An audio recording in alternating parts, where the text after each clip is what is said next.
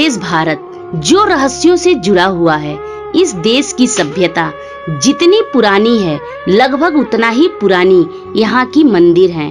1000 सालों से अपनी जगह पर खड़ी मंदिर कई राज अपने अंदर छुपाए बैठा है। भारत में मौजूद कोई भी मंदिर ऐसा नहीं है जिससे जुड़ा कोई रहस्य ना हो, वैज्ञानिकों या आम आदमी के विषय का चर्चा न बना हो। दोस्तों, आज मैं आप लोगों को एक ऐसे ही मंदिर के विषय में चर्चा करेंगे जिसे आप लोग जानकर चौंक जाएंगे। दरअसल हिंदू धर्म में 4 धाम यात्रा का बड़ा महत्व माना गया है। आज हम इन 4 धामों में से एक उड़ीसा के समुद्र तट के किनारे बसे पुरी में मौजूद जगन्नाथ मंदिर के रहस्य के बारे में आप लोगों को बताने जा रहे हैं। ये मंदिर भगवान विष्णु के अवतार श्री कृष्ण को समर्पित है। हर साल यहाँ लाखों श्रद्धालुओं का जमावड़ा लगा रहता है। 800 साल से भी पुराने इस पवित्र मंदिर के दर्शन करने के लिए देश विदेश से लाखों लोग आते हैं। हम आप लोगों को इस मंदिर से जुड़े ऐसे रोचक रहस्यों की जानकारी देने जा रहे हैं जिनकी सच्चाई के बारे में आज तक पता नहीं चल पाया है। मंदिर में नहीं सुनाई देती समुद्र की आवाज। दोस्तों, कहने का तो यह मंदिर समुद्र के किनारे बसा हुआ है, लेकिन मंदिर के अंदर समुद्र की लहरों की आवाज किसी को भी सुनाई नहीं देती, जबकि समुद्र पास में ही है। लेकिन आप जैसे ही मंदिर से एक कदम बाहर निकलेंगे तो आपको समुद्र की आवाज सुनाई देने लगेगी। वाकई यह कोई आश्चर्य से कम नहीं है। दोस्तों, इस मंदिर के हर जगह किसी न किसी रहस्य से जुड़ी हुई है। मंदिर में कभी नहीं होती प्रसाद की कमी।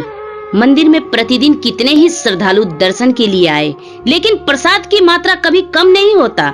हर साल के लिए भंडार भरा रहता है। ऐसा मान्यता है कि भगवान जगन्नाथ के प्रताप से यहाँ हजारों लोगों से लेकर लाखों लोगों तक प्रतिदिन भर पेट भोजन कराया जा सकता है। चाहे श्रद्धालुओं की संख्या में कितनी भी बढ़ोतरी क्यों ना हो, मंदिर के अंदर पकाया जाने वाला प्रसाद कभी कम नहीं होता। दोस्तों, इसके पीछे भी एक रहस्य छुपा हुआ है। दरअसल इस मंदिर की रसोइया भी सबको हैरान कर देती है। भक्तों के लिए प्रसाद एक साथ 7 बर्तन में एक दूसरे के ऊपर रखे जाते हैं, लेकिन हैरानी की बात यह है कि सबसे ऊपर रखे बर्तन का प्रसाद सबसे पहले पक जाता है, फिर नीचे की तरफ एक के बाद एक बर्तन में रखा प्रसाद पकता है। इसके अलावा भी कहा जाता है कि यहाँ हर दिन बनने वाला प्रसाद भक्तों के बीच कभी कम नहीं पड़ता। चाहे 10-20 हजार लोग आए या लाखों लोग, सबको प्रसाद जरूर मिलता है। यहाँ के विशाल रसोइये में भगवान जगन्नाथ के चढ़ाने वाला महाप्रसाद को बनाने में 500 रसोइये लगे रहते हैं, जिनके लिए 300 अलग से सहयोगी लगे रहते हैं। यानी कि करीब 800 लोग मिलकर वह प्रसाद तैयार करते हैं।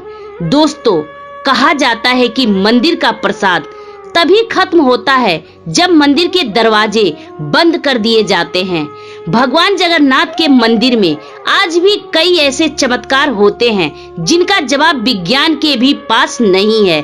पुराणों के अनुसार जगन्नाथ मंदिर को धरती का बैकुंठ माना गया है, क्योंकि भगवान श्री कृष्ण आज भी यहाँ मौजूद माने जाते हैं। पुराने समय में यहाँ के सबर जनजाति के आराध्य देव हैं और ऐसा कहा जाता है कि किसी वजह से भगवान विष्णु का रूप अन्य मंदिरों की अपेक्षा कुछ अलग दिखता है।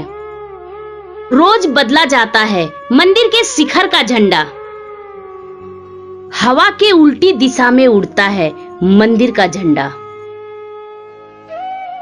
जगन्नाथ मंदिर का सबसे बड़ा रहस्य यह है कि इसके शिखर पर मौजूद झंडा हमेशा हवा के विपरीत दिशा में लहराता है। वैसे आम तौर पर दिन के समय हवा का समुद्र से धरती की तरफ चलती है और शाम को धरती से समुद्र की तरफ। लेकिन आपको जानकर बहुत हैरानी होगी कि यहाँ ये प्रक्रिया बिल्कुल उल्टी है। अब ऐसा क्यों है, यह रहस्य आज तक कोई नहीं जान पाया। भारत में किसी भी मंदिर का ध्वज प्रतिदिन नहीं बदला जाता, लेकिन जगन्नाथ जी का मंदिर ही एक ऐसा मात्र मंदिर है जिसका ध्वज हर दिन बदला जाता है। हर दिन एक पुजारी को ऊंचे गुंबद पर चढ़कर ध्वज बदलना होता है। जगन्नाथ मंदिर की ऐसी मान्यता है, अगर एक दिन भी ध्वज नहीं बदला गया तो मंदिर 18 सालों के लिए बंद हो जाएगा। जगन्नाथ मंदिर के शिखर पर एक सुदर्शन चक्र लगा है, जिसके बारे में कहा जाता है उसे किसी भी दिशा में खड़े होकर देखो, ऐसा लगता है कि चक्र का मुंह आप ही के तरफ है। इसी तरह एक रहस्य और ये है कि मंदिर का छाया हमेशा अदृश्य रहती है, कोई भी मनुष्य इसे जमीन पर नहीं देख पाता। जगन्नाथ मंदिर के खजाने का रहस्य। क्या मंदिर के नीचे दबा है कोई खजाना? ऐसा माना जाता है कि जितनी मंदिर की ऊंचाई है उतना ही गहरा भी है मंदिर का खजाना, जिसमें रुपए पैसे ही नहीं रत्न और जवाहरात भरे पड़े हैं। उड़ीसा हाईकोर्ट के आदेश के बाद रत्न भंडार कक्ष में 2018 को कड़ी सुरक्षा के बीच 16 सदस्यों वाली एक टीम ने 34 सालों के बाद यहाँ जांच के लिए आई थी। इस घटना के करीब 2 महीने बाद खजाने की चाबी गायब हो जाने की बात सामने आई थी, जो अब तक नहीं मिली। खजाना देखकर वो टीम ने रत्न भंडार के रक्षक लोकनाथ की मूर्ति के पास कसम खाई थी कि वे रत्न भंडार के संबंध में कोई भी जानकारी किसी को नहीं बताएंगे। उनका काम सिर्फ ढांचे की मजबूती और सुरक्षा का मुआयना करना था। इस दौरान खजाने वाले संदूक और रत्नों को छूने की इजाजत नहीं थी। भगवान जगन्नाथ के खजाने की विशालता को लेकर बहुत सारा अनुमान लगाया जाता है, क्योंकि इससे पहले 2011 में जगन्नाथपुरी के पास ही हमारे मठ से एक मजदूर एक चांदी का ईंट चुरा कर ले गया था, और इसके बाद एक ऐसा रहस्य उजागर हुआ था जिसे देखकर प्रशासन की आंखें भी चौधिया गई थी।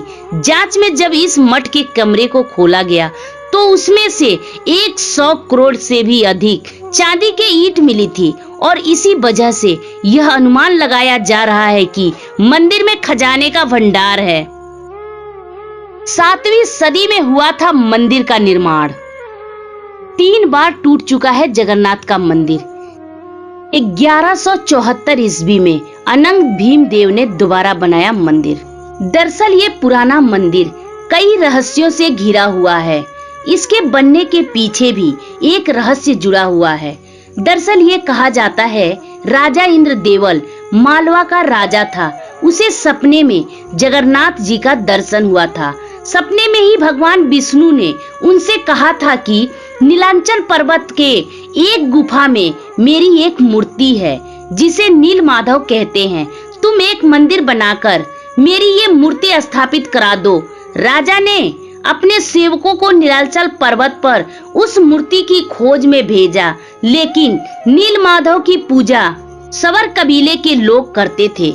राजा के सेवकों ने वहां से मूर्ति चुरा ली थी और राजा को लाकर दे दी थी, लेकिन मूर्ति की चोरी होने से भगवान नील माधव बहुत दुखी थे, इसलिए उसी गुफा में वापस चले गए। लेकिन राजा से वादा करके गए कि वे एक दिन उनके पास जरूर लौटेंगे, बशर्ते उनके लिए एक विशाल मंदिर बनवा दे। राजा ने मंदिर बनवा दिया और भगवान विष्णु से मंदिर में विराजमान होने के लिए कहा। तब भगवान ने कहा, तुम मेरी मूर्ति बनवाने में समुद्र में तैर रहा पेड़ का टुकड़ा उठाकर लाओ, जो द्वारिका से तैरकर पुरी आ रहा है। राजा के सेवकों ने उस पेड़ के टुकड़े को ढूंढ लिया, लेकिन सब लोग मिलकर भी उस टुकड़े को नहीं उठा पाए। तब राजा के समझ में आ गया कि नील माधव के अन्य भक्त सवरकर कबीले के मुखिया बिशंबर बसु की सहायता लेनी पड़ेगी। तब उस वक्त सब हैरान रह गए जब बिशंबर बसु उस टुकड़े को उठाकर लाए। अब बारी थी उस लकड़ी से भगवान की मूर्ति गढ़ने की। अब राजा के कारीगरों ने लाखों कोशिश कर ली, लेकिन किसी ने भी एक छैनी तक नहीं चला सका। तब तीनों लोग के कुशल कारीगर भगवान विश्वकर्मा एक बूढ़े व्यक्ति का रूप धारण करके आए। उन्होंने राजा से कहा कि वे नील माधव की मूर्ति बना सकते हैं, लेकिन साथ ही उनके अपने शर्त हैं कि वे 21 दिन में मूर्ति बनाएंगे और अकेले में बनाएंगे। उनकी शर्त मान ली गई। लेकिन एक दिन राजा इंद्रदेवल की रानी खुद को रोक न पाई और रानी के कहने पर राजा ने उस दरवाजे को खोलने का आदेश दे दिया। जैसे ही कमरा खोला गया, वह बूढ़ा व्यक्ति गायब था और उसमें 3 अधूरी मूर्तियां पड़ी थी। भगवान नीलमाधव और उनके भाई के छोटे छोटे हाथ बने थे, लेकिन टांगे नहीं, जबकि सुभद्रा के हाथ पांव बनाए ही नहीं गए थे। राजा ने इसे भगवान की इच्छा मानकर इन्हीं अधूरी मूर्तियों को स्थापित कर दिया। तब से लेकर आज तक तीनों भाई बहन इसी रूप में इस मंदिर में विराजमान हैं। मैं एक बहुत छोटी यूट्यूबर हूँ, लेकिन ऐसी बहुत सारी अच्छी कहानियाँ मेरे चैनल के अंदर है। आप चाहे तो देख सकते हैं।